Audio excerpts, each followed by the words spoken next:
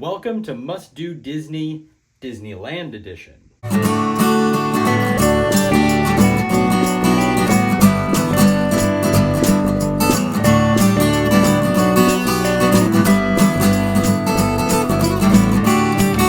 What's going on, everybody? I'm David, and this is our family small shop, Mickey and Mandy. We are Disney adults that create custom bags, screen printed shirts, and handmade home decor inspired by everybody's favorite magical theme parks that are perfect for your next visit to the Disneyland Resort. And speaking of Disneyland, I welcome you back to another one of our entries in our Disneyland series. Today we are going to be breaking down our must-do attractions for the Disneyland park in Anaheim, California. That's right, we're getting into the fun stuff here. And if you have been following our channel for a little bit now, you might remember around this time last year, I did some must-do videos for the different Disney World parks, Magic Kingdom, Epcot, Disney's Hollywood Studios, and Disney's Animal Kingdom. And I tried my best to keep it fair, and I tried to narrow it down to one must-do attraction per land in that park. So we're gonna be approaching this Disneyland must-do attraction with a very similar strategy here. That's one must-do experience from each land at Disneyland. So that's gonna be nine must-do attractions for Disneyland Park in California. Let's not waste any more time on this. Let's pull on that yellow strap and get going. Kind of an odd choice to start off here, but there is a must-do attraction on Main Street at Disneyland. And the reason why this is weird for me as a Disney Worlder, there's not really a show or a must-do attraction on Main Street in Disney World. It's just the vehicles and the shopping and all the sweet treats. But Disneyland actually, in my opinion, has a must-do attraction. It is Great Moments with Mr. Lincoln, featuring the Disneyland story and Walt Disney, A Magical Life. That is a mouthful. And again, I know this seems like an odd choice for starting off the must-do list, but I like to kind of go in a very specific order here. The reason why this attraction, why Great Moments with Mr. Lincoln is on our must-do list, this is a must-do for any Disney buffs, for any die-hard Disney history fans. From beginning to end, this is such a fun experience. Me and my sister, we dragged everybody onto this attraction when we went in 2018, and it's an absolute blast if you're a Disney history buff, because it has all of these original sketches of concept arts for Disneyland, and it has the original model. It even has allegedly the bench that Walt sat on when he had the original idea for Disneyland while he was watching his daughters on the carousel there eating peanuts. So if you're a Disney history fan, that alone is so much fun. But Great Moments with Mr. Lincoln is kind of a nice tip of the hat to Walt Disney himself, because he did have a great admiration for President Lincoln growing up. So obviously when they wanted to make a person audio animatronic, they wanted to do it with Abraham Lincoln. And fun little bit of history there is that when the show first premiered, everybody thought that it was a performing actress. They were trying to like flick coins at him and make them flinch, but no, it's an audio animatronic figure. And it still holds up today. And as of recently, there's a fun little addition to Great Moments with Mr. Lincoln, where you get to watch Walt Disney, A Magical Life, where an animatronic of Walt Disney is right there in front of you in his studio, talking about his time making movies and planning Disneyland, and just kind of sharing his hopes and dreams for what he built. And this is a part of Great Moments with Mr. Lincoln that I unfortunately haven't gotten to see. But I'm gonna be okay, because I've heard a little Mr. Bluebird tell me that Disney World is getting one, I think with Carousel of Progress, I think was what it was, allegedly. So we're gonna put a pin in that, and when Walt Disney drops in Disney World, we're gonna go check that out. But that's gonna be our must-do for Main Street. Didn't really have to wait long, since it is a show the last time we went on it. There is no Lightning Lane option for this experience though. All right, and moving right along to Adventureland for our next must-do experience. I promise this is an actual ride, one with which you can actually pull on the yellow strap. This is the Indiana Jones adventure. Indiana Jones and the Temple of the Forbidden Eye. What can I say about this attraction except for the fact that it is dark, it is fast, it is just so much fun. It is a classic Indiana Jones adventure. The build-up for this attraction is that as the queue kind of weaves through, you are in this forgotten jungle. You are coming up on this huge temple, and as you make your way through, you see that Indiana Jones and some of these fellow archaeologists have been fiddling around with these different languages that have been carved into the sides, and they've been looking into booby traps and all these different hidden passageways. But there is this very special deity that supposedly is in the temple somewhere, Mara, and you're not supposed to be looking in the eyes. You don't look in the eyes of Mara. That's just what they said a million times in the pre-show. So you're going to check out the rest of this temple, you get in your Jeep and you're on your way, but naturally, you did the one thing that you weren't supposed to do, and you look in the eyes, and then that's when that classic Indiana Jones adventure really goes pedal to the metal, because you trigger all of these booby traps, darts and arrows are flying around, there's snakes, the iconic boulder from Raiders of the Lost Ark comes barreling at you with that amazing Indiana Jones music. You really can't go wrong with this attraction. I've done this attraction a few times during my past couple visits to Disneyland. I would say on average we were waiting anywhere from like 45 minutes to an hour. This just kind of comes down to the time of day that you're doing it, and it comes down to the time of year as well. When I went in 2024, I waited probably closer to the 40-minute side of it. I didn't do this with a lightning lane, but there are lightning lane options available for this attraction, so make sure you keep that in mind when you're planning your day to Disneyland. Bringing our heart rates back down here a little bit, we're gonna go next door to New Orleans Square. I've tried to record this a couple of times and I almost keep calling it Liberty Square. What can I say? I'm a Disney Worlder. But in New Orleans Square, got it right that time, there are really only a couple of attractions to choose from there from a must-do. My must-do in New Orleans Square is going to be Pirates of the Caribbean. I know. I need the Haunted Mansion people to just give me a beat. Just please. Can you just please? Pirates of the Caribbean, for me, is an absolute classic Disney attraction. This is the textbook definition of a classic Disney attraction. It's dark, it's a boat ride, and the storytelling is just phenomenal, because you get in this boat and you kind of make your way through this bayou, kind of leaving New Orleans Square behind, and you find yourself kind of exposing yourself to the demise of piracy. But then in the blink of an eye, you're back to when pirates are alive and well and pillaging and plundering and rifling and looting and drinking up me hearties, yo-ho. Kidnapping and ravaging and not giving a hoot. Still drinking up me hearties, yo-ho. You know what I mean. This is one for me that is just, it's such a fun experience. It is a classic Disney attraction, and the fact that they bring in Captain Jack Sparrow and Captain Barbossa after the success of the films really only elevates this ride. I will say, unfortunately, there are no lightning lanes for this. There are 2 lines that you can potentially be a part of. I've heard stories that there is a trick that one side is quicker than the other. I personally don't believe it. I think you just kind of have to roll the dice, and whichever line you get in, hopefully it goes fast. But there is no there is no lightning lane for this, so keep that in mind when you're planning your trip. Keep an eye on that Disneyland app that'll give you those standby wait times for certain attractions. And for our next must-do Disneyland attraction, we're going to be going down to Bayou, actually to Bayou Country. This is another land really only has a couple options to pick from between Many Adventures of Winnie the Pooh and our actual must-do Disneyland pick for Bayou Country. That's going to be Tiana's Bayou Adventure. This is one that the reasoning behind this is going to be a little odd, because I've never actually done the Disneyland version of Tiana's Bayou Adventure, but I have done the Disney World version, and from what I've been able to gather, there's really not that much of a difference between the Disneyland and Disney World versions, aside from the fact that the vehicles are just a little wider or narrower depending on the coast that you're at. The Disneyland one has the single row log, whereas the Disney World one has 4 rows of 2, but otherwise, it's the same ride.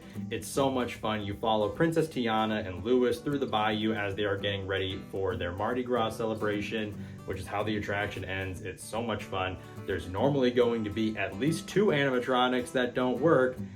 If you're lucky, you'll see one that's probably super broken. But this is one that it does have a lightning lane option. We did the lightning lane when we tried it in Disney World, and we still did end up waiting a pretty long time for it, but part of that was because we went right around when it first opened. I imagine at this point it's not that hard to get on Tiana's Bayou Adventure, but this is another one. Again, keep an eye on the Disneyland app, check out the standby time, and see what the availability is for those lightning lane windows if this is one that you want to go on. But Again, Tiana's Bayou Adventure, so many wonderful returns of awesome Princess and the Frog characters, and that music is always next level for Princess and the Frog. Between down in New Orleans, going down the bayou, can't miss.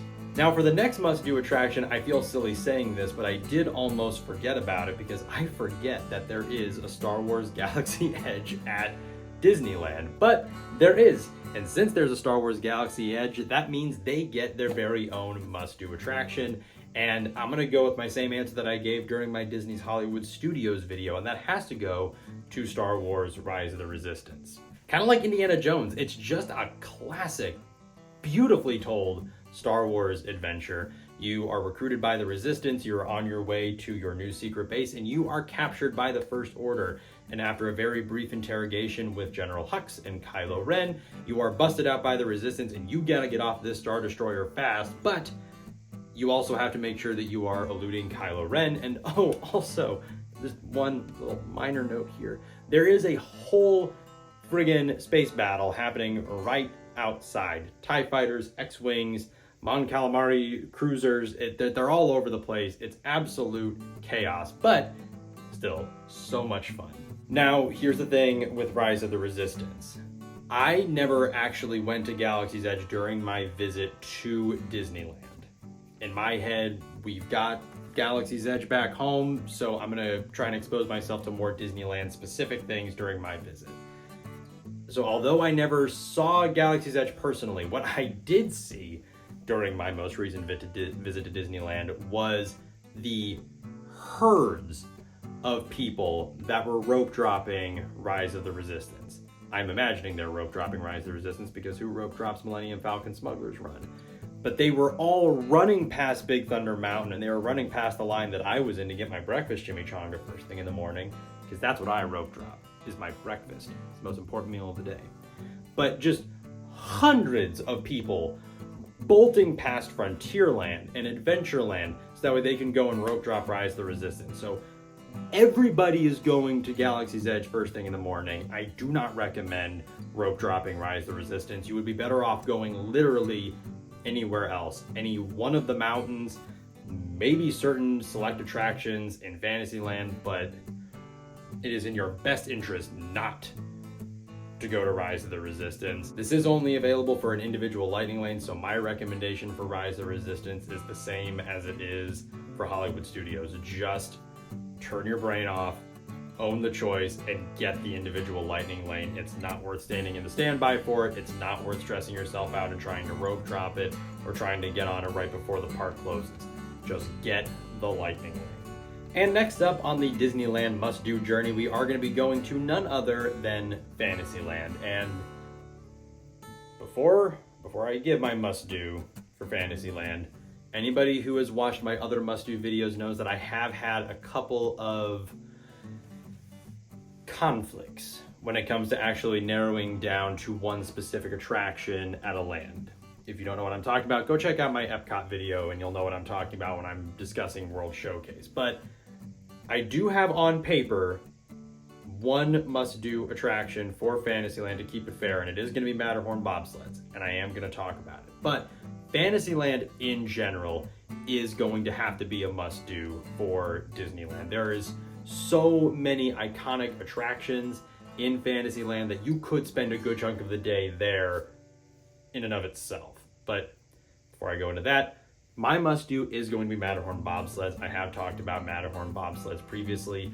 I have a personal connection to Matterhorn bobsleds. To me, growing up, Matterhorn bobsleds and Disneyland, these two were synced. They were right there. If I knew from the get-go that if I ever made my way to Disneyland, Matterhorn bobsleds is going to be one of the first attractions that we do because it's such an iconic Disneyland experience. At least for me it is. And it's a very simple concept for an attraction. They take you all the way up and gravity just does the rest, pulling you down the rest of the way. But it's so much fun. And also, you know, as a Disney Worlder, again, it's nice going on a snowy mountainous Disney coaster that actually has a working Yeti. Boom! That's me dunking on Disney World.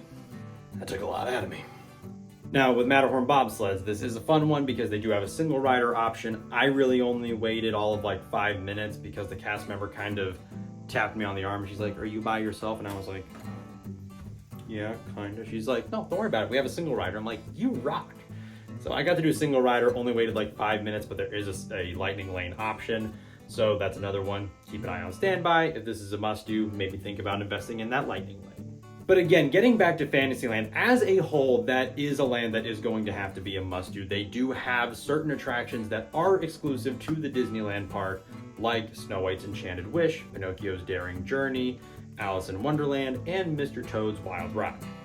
But there's also attractions there that are just better versions of their Disney World counterparts. So this would include, obviously, It's a Small World. Teacups, also, in my opinion, a better version. And also Peter Pan's Flight, a lot of people have said is a lot better in Disneyland than it is in Disney World. So another one to think about here. Also just Fantasyland and Disneyland, those are, again, just two concepts in general that go hand in hand. So even if you're only passing through Fantasyland to go on Matterhorn bobsleds, it's worth just taking a second here, spend a little while in Fantasyland, check out the app, see what the shorter wait times are. Are you able to get on a lightning lane super quick? Just to kind of spend some time there and really take it in. For our next Disneyland must-do, we are actually going to be squeezing right past Fantasyland, and we're going to go right back there to Toontown. I feel like a lot of people forget about Toontown. And if you think you know what my must-do attraction is for Toontown, I promise you, you're wrong, because it's Roger Rabbit's Cartoon Spin. But David, what are you talking about? They have Mickey and Minnie's Runaway Railway at Disneyland, and the queue is so much better than it is at Disney World. I know this, and you know this. I can see the fact that the queue for Mickey and Minnie's Runaway Railway is infinitely better at Disneyland than it is in Disney World. It's more exciting. There's more little like callbacks and Easter eggs and things like that with the different movie posters and Mickey cartoon props. But for me, I'm a big Roger Rabbit fan. So the fact that Roger Rabbit still has some form of representation in a Disney park that isn't a happy little silhouette at Disney's Hollywood Studios or this enormous statue at Disney's Pop Century Resort, to me, that's a win. And it's kind of the perfect combination of Disney dark ride storytelling because it has the spinny nature of the teacups, but it also has that zany kind of just wacko energy of a Disney dark ride like Pinocchio's Daring Journey or Mr. Toad's Wild Ride or Alice in Wonderland or Many Adventures of Winnie the Pooh or... Wow, Disney really has a lot of these, huh? So if you're a Roger Rabbit fan like me, definitely worth checking out. It's low impact. Don't worry about it. I didn't wait very long for it. And again, as a Roger Rabbit fan, definitely worth doing. And before we get to our last Disneyland must-do attraction, I do just want to mention real quick, if you haven't already, be sure you check out our family small shop, mickeyandmandy.com. My mom makes awesome handmade custom bags like this Loungefly style backpack. I'm a huge fan of these. You can customize this with one of hundreds of potential fabrics that we have available on our website. But also, while we're talking Roger Rabbit, we also do have this retro vinyl sling bag. This is our framed rabbit sling bag. This is a personal request from me before my last visit to Disneyland. I just wanted something that was very uniquely Disneyland. And take a look at this bag. You've got the bow tie of Roger Rabbit. You've got his buttons, all the different colors. I love this bag. Perfect for your next visit to Disneyland. But also me and my sister, we get to create custom screen printed shirts inspired by all sorts of parks and attractions from the Disneyland and Disney World resorts inspired by those experiences. And me and my dad, we get to make some of the handmade home decor that you see behind me in some of our videos. So be sure you check us out. Again, that's mickeyandmandy.com. Now on with the show. For our last must-do Disneyland experience, we are going to end it in Tomorrowland. And Tomorrowland was probably the most difficult one for me because it does have some heavy hitters between Buzz Lightyear Astro Blasters and Star Tours The Adventures Continue. But I gotta give it to Space Mountain, or as I experienced it, my most recent visit to Disneyland, Hyperspace Mountain. I do remember Space Mountain at Disneyland in general is just a lot smoother than Disney World's version. And I like the sound syncing that they do with all the sound effects and the music, and it's just a very well done coaster. I'm a huge fan of Disneyland's version of Space Mountain, but especially when they do the Star Wars overlay, the Hyperspace Mountain, it's such a low stakes Star Wars experience, because it's that same just classic innocent Space Mountain structure, but like instead of there being planets and shooting stars all around you with the Space Mountain music, it's that iconic John Williams score, but there's Star Destroyers and there's X-Wings that are zooming across the screen. And I remember very vividly, there's one effect in Hyperspace Mountain where you're going straight on and it looks like on a screen that there's a TIE fighter coming at you and it's blasting at you, and the lasers on either side of the vehicles kind of flash up. So it feels like the TIE fighters, like the blasters are zipping past your own head. It's so simple, but it's so much fun. There is a lightning lane option for Space Mountain and Hyperspace Mountain, but given the fact that this attraction does have a lot of different overlays between Star Wars, and I think they also have a Halloween one, oddly enough, this is worth one that I would probably get a lightning lane for. I did stand by for it my most recent visit, but it was also my first attraction of the day. I maybe waited like 30 minutes or something like that, so if that's your cutoff, maybe look into the lightning lane. And those are our must-do attractions for the Disneyland park at the Disneyland Resort in Anaheim, California. I know that was a lot to ground cover. I'm personally exhausted, but there's so much to do there, so many wonderful and magical experiences. And again, be sure you check out our family small shop, mickeyandmandy.com. We do make some awesome products perfect for your next visit to the Disneyland Resort. And be sure you subscribe over here to our YouTube channel just while you're here hanging out with us. There are going to be future entries to our Disneyland series where we talk about California Adventure and rope dropping and dining and everything in between. But there's also going to be some behind the scenes looks coming and how we make some of the awesome handmade products on our family small shop. Here's a little preview. This is going to be for our video next week where my mom, the Mandy half of Mickey and Mandy, is making one of our new custom bum bag options. So make sure you subscribe for that. And make sure you follow us over on Instagram, TikTok, and Threads. That way you get inside looks at our ready to ship drops and the different sales that we're running, and there is some pretty awesome short form content over there, if I may say so myself. But more importantly, everybody, and as always, we thank you so much for watching and for being here, and we will see you real soon.